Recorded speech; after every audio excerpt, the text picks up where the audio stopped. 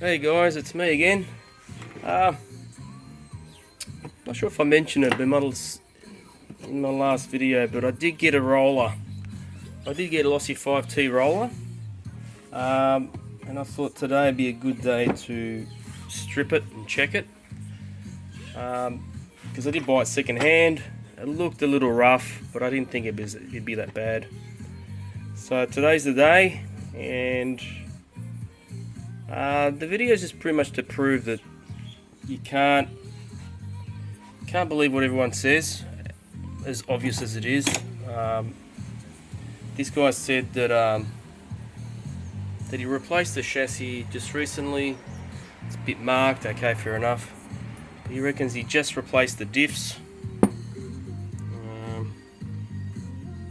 I don't know about that, because for one, the cups are gone on it, and the oil looks like grease. So, that's the rear one. You see, he replaced the front and rear. So for one, there's not enough oil in there.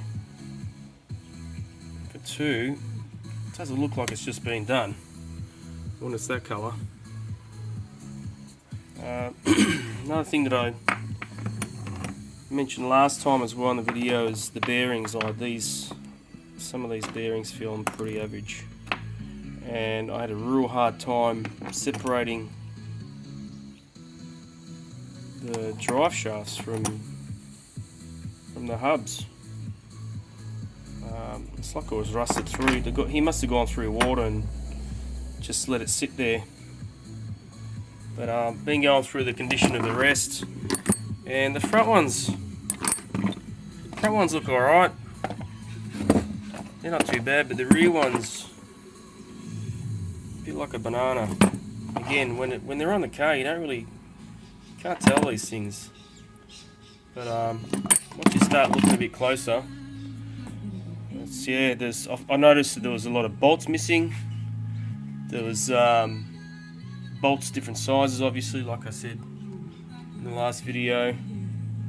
Just imagine if you ran it as it was. It's still got oil in there, but still, it's not 100%.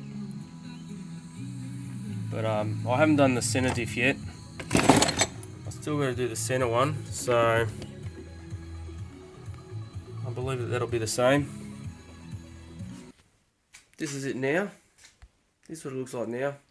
Try and find some particular nuts and particular bolts just to match. What I did forget to mention earlier as well was that so right where that droop screw is, well, that actually hits the chassis, and I don't know why they did a design like this. So every time it hits the chassis, like it bounces up and down, it chews it out. I don't know why they just didn't put limiting straps or some. I reckon if you just got rid of those droop screws, in the past I've had limiting straps as well, you just put a limiting strap from there to there. It's a lot better because it supports the arm better, and for two, it doesn't chew out your chassis.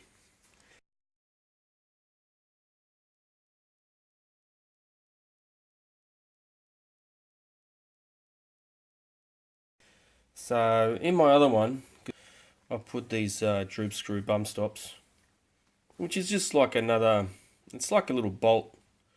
So you drill a hole, you tap it, and you just put a little bolt in there with a little flat head, and then that droop screw hits the top of that little bolt instead of the chassis.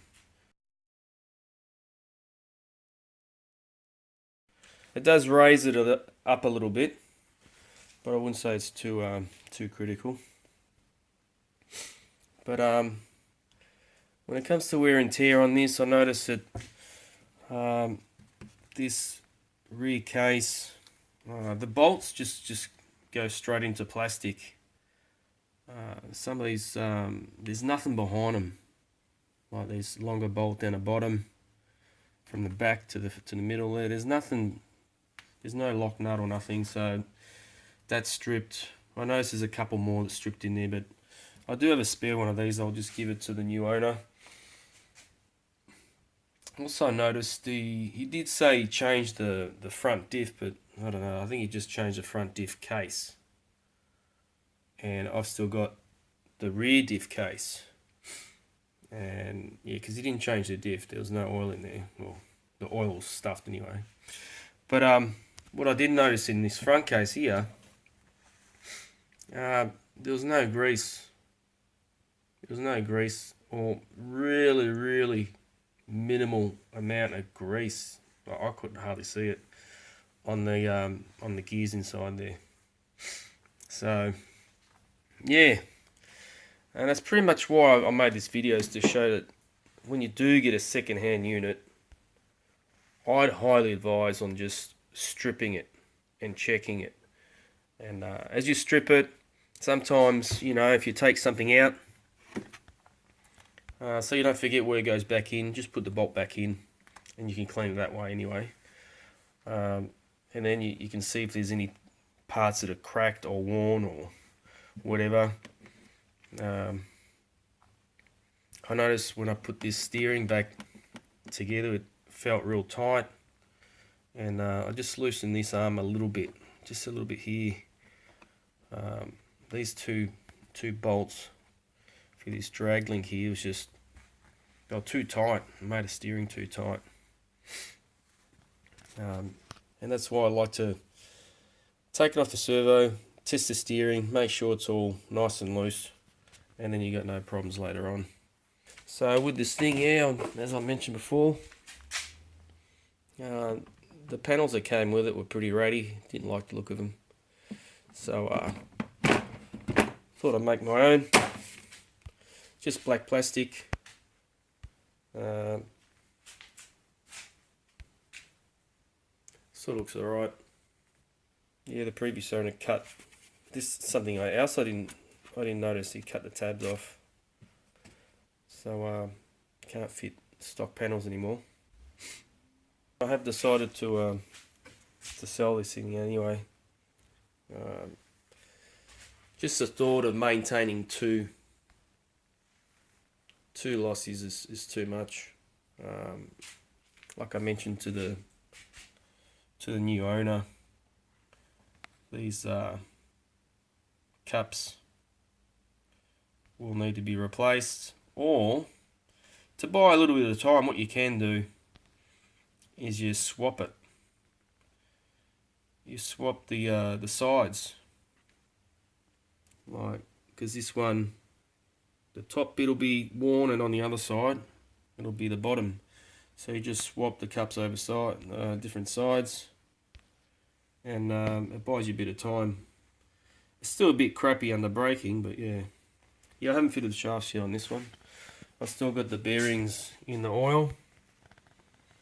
Then I'll fit the shafts tomorrow. Oh, about the motor as well.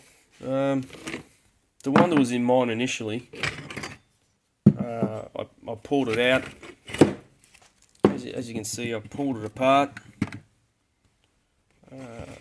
I'm rebuilding it with different parts. So what I'm going to do is use the same head that was in it, because that's been ported and polished, and I had a spare bottom end, so I use the same piston. Piston ring's good.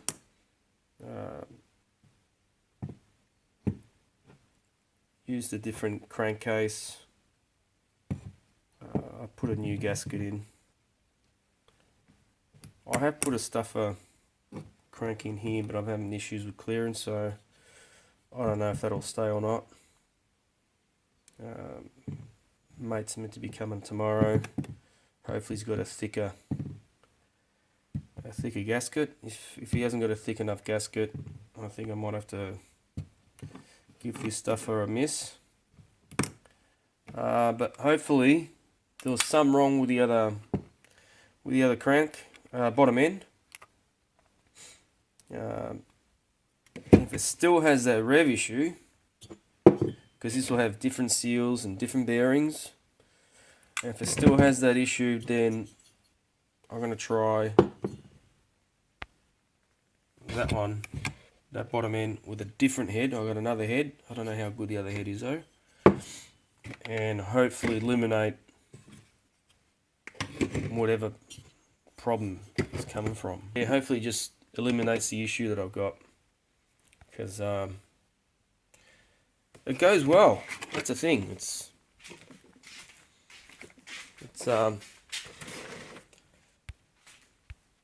worth doing.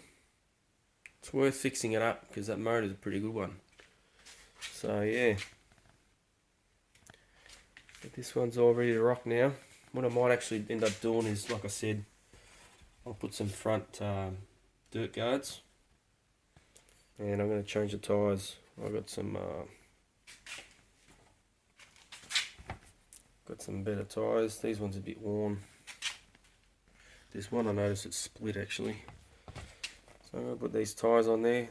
The Rodeos, they're meant to be pretty good. So I'll chuck them on. I like the thought of having a second one. But as I'm going through it and I'm seeing the same issues I had with my other one, which I've replaced and repaired and fixed and all that. And I'm thinking I'm going to have to do this all over again. Change the cups. I didn't change the diff seals or the diff oils. I just put it all back together. New owners are mates, so I'm just going to write up a list of these are my recommendations.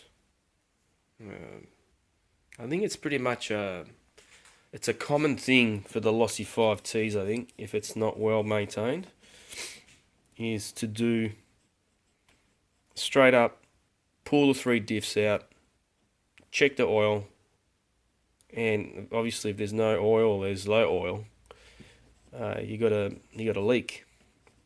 So straight up change the gaskets and seals.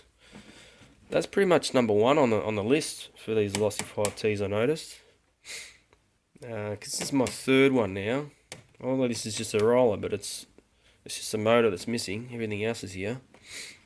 But yeah, it's like a given. You buy a Lossy 5T, you rip out all 3 diffs, you check them.